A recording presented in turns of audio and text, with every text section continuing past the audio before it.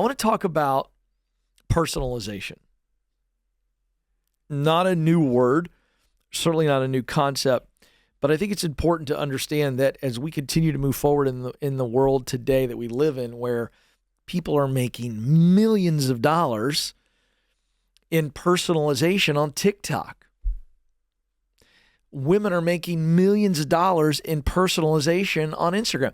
My friend Rachel was telling me the other day about a girl she follows on Instagram who designed her own sweatsuits, and she made $7 million last year selling sweatsuits. Did I get your attention now? Personalization is huge. Let me give you an example with one of the biggest brands in the world. I don't know how many years ago it was, but over a decade ago, Coca-Cola.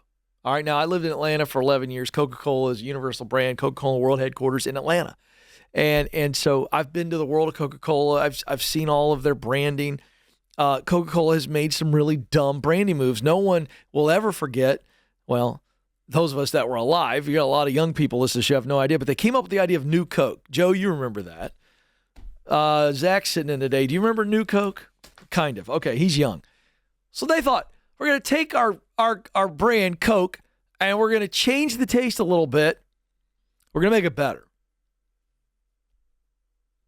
Okay. Sure. That's what me and billions of others said, sure. And we tried it. You know what we said? It sucks. And it failed miserably. All right, so Coke was just going through stuff, and so they got to a point where Coke was really struggling. And they did something that no ad agency would ever tell them to do. In fact, they broke all the marketing rules with this one thing, and it leads to this idea of personalization, which I'm going to unveil to you another great story of how you can use personalization to stand out big time, maybe launch a company and blow up. But here's what Coke did. This is brilliant.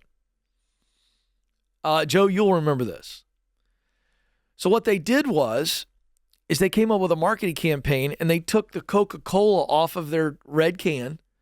And what they did was, in hundreds of countries around the world, they looked up the list of the most popular 150 names, men and women, okay? So let's just say in the United States, Zach and Joe and Ken, and Ken would never make the list, let's be honest. But let's just say those were the names. They went to African countries, Asian countries, South American countries, all around the world. And what they did was they took the most popular 150 names, and they put them out on the can. So instead of seeing the Coca-Cola script on the red can, people saw their name, like Seth, Zach, Ashley. I don't know what it was. Guess what happened? Sales skyrocketed because people were like, well, I'll buy a Coke can with my name on it. That's kind of cool. And it became personalized, and it worked. All right. Personalization. In 2024, it is the name of the game. In 2025, 2026, I'm telling you, because everything is digital, everything is connected, everything's social media, everybody wants to have their name in the game, right? Watch this story. This is crazy. There's a California dog groomer by the name of Gabriel Feitosa. He's originally from Brazil, where he started grooming dogs at the age of 12. Now he's 31, and he lives in Southern California. Now, he started trimming animals when he was 12 just to make extra money. He found that he really loved it, started volunteering. As he gets older, he gets into the business, and he's just doing what normal dog groomers do. Dog owner comes in, says, here's Fido. I want you to give Fido a trim. So he does that for a while. And then one day he gets a wild idea to use hair dye and his ability to groom and turn his pup into another animal. Well, it was very popular. So, give you examples. He would transform. Oh, are they showing this on the thing? Oh, this is fantastic. Now, right there is a dog.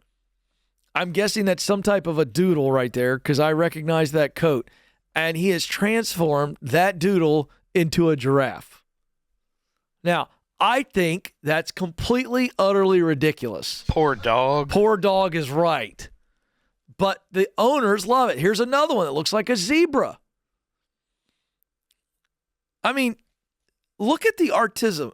The artistic work here it's fantastic. It's great. I think it's terrible for the dog, But people love their freaking dogs, and people love, turning these dogs into dolls.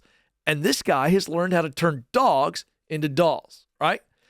You see that picture right there, and what's the first thing you think? I think Build-A-Bear, right? Where you can go in and they do that for you. This is a real dog. This is a real animal. And so here's the point. This is a guy who figured it out that I can get super creative and I can do dog cuts and grooming for their owners that make them really, really happy. Well, how long do you think it takes to do that? To transform a doodle into a giraffe? Well, the answer takes a long time. So what does he do? You ready for this? This is where it gets interesting. He charges a flat rate of $800 for small dogs. Hey, you want to take your little small dog in, Joe, and have it turned into a... deranged Tigger? No. All right. It'll cost you $800. By the way, you could fly out to San Diego because people travel from all around the country to get this guy to transform their pup into something else. $1,200 for the big dogs. So if I take Ellis, Joe, and you take your little one, we're going to be out $2,000 plus hotel plus airfare. All right. People are flying around the country for this guy, and this is taking off. All right. Now, he made $1.3 million last year grooming dogs. $1.3 million grooming dogs. Now, here's why I share the story. This is a guy who figured out that he was really, really creative. He liked doing it for his own pups. He tried it. People wanted it. And you know what? He goes, this is what I'm going to do. And he says in this article, I cannot believe the amount of money I'm making. Well, I guess not. Now people are coming in with requests to turn their dog into a unicorn. He's getting inspiration from video games. He now has all these ideas that he tells people, hey, we could turn your little pooch into this. Here's the point. You may think it's crazy. It might be. It's also brilliant. Personalization. He's providing a personalized custom service to a bunch of wacky dog owners. And you know what? Joe said earlier, I feel bad for the dog. Guess what? The dog has no freaking clue. Dog thinks they got a shampoo and a cut. And I wonder how long it lasts. Up to 8 months. So if you want your dog to look like a giraffe, you're going to stick with that for half the year or more. So there you go, folks. Personalization, the creativity to allow your customer to personalize and customize. Ooh, it's a game changer. Figure out your lane if you're creative. You can be making a lot of money.